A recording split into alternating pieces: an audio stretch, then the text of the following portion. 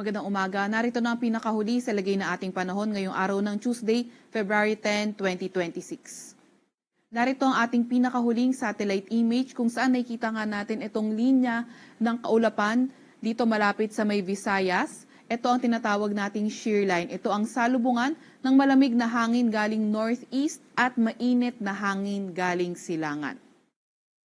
Ito namang northeast monsoon, ito naman yung amihan.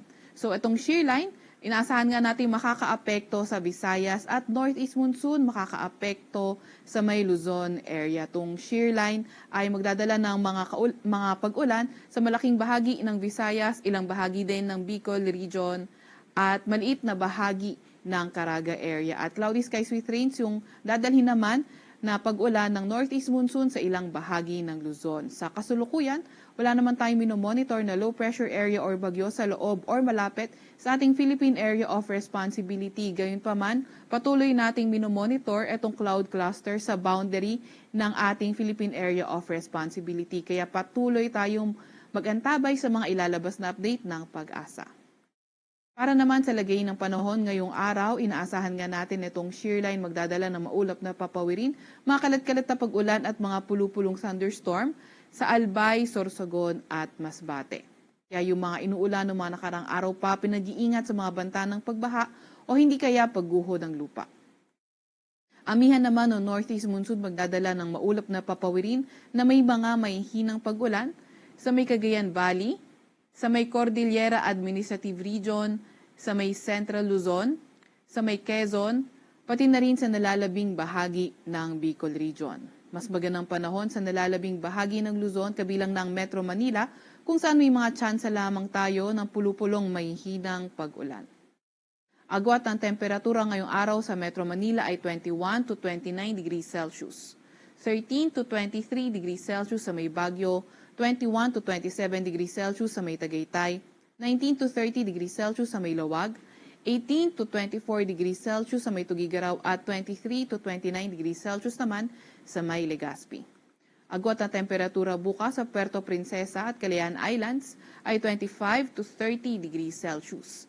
Para naman sa lagay ng panahon sa Visayas at Mindanao ngayong araw, nakikita nga natin na ang shear line patuloy na magpapaulan sa lugar ng Visayas pati na rin sa may Dinagat Islands. Kaya muli yung mga inuulan ng mga nakarang araw pa, mag-ingat sa mga banta ng pagbaha o hindi kaya pagguho ng lupa.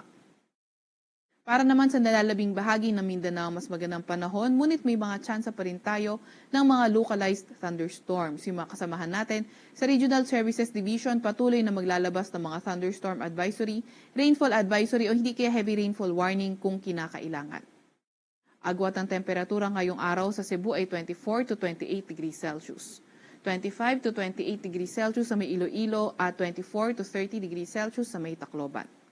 Agwat ang temperatura sa may Zamboanga ay 24 to 33 degrees Celsius, 24 to 29 degrees Celsius sa Cagayan de Oro at 25 to 33 degrees Celsius naman sa may Davao.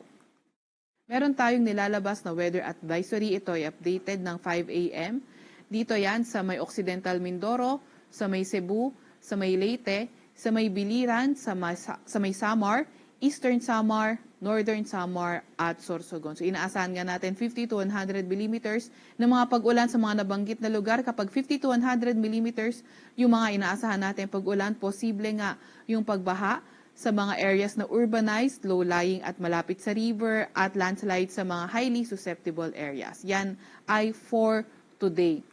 For tomorrow naman, mas konting areas affected by shear line na aabot sa 50 to 100 millimeters na mga pag-ulan. Yan ay sa may Albay at sa may Sorsogon. 50 to 100 millimeters pa rin na mga pag-ulan. Meron din tayong nilalabas na gale warning. Updated ito ng alas 5 ng umaga. Yan ay sa northern coast ng Quezon, kabilang na ang northern at eastern coast ng Polillo Island sa may Camarines Norte, northern coast ng Camarines Sur sa may Catanduanes, eastern coast ng Albay, eastern coast ng Sorsogon, ang northern at eastern coast ng Northern Samar at ang eastern coast ng Eastern Samar. Kaya lubhang mapanganib sa mga lugar na nabanggit, kaya kung maaari ay huwag munang pumalaot sa mga lugar.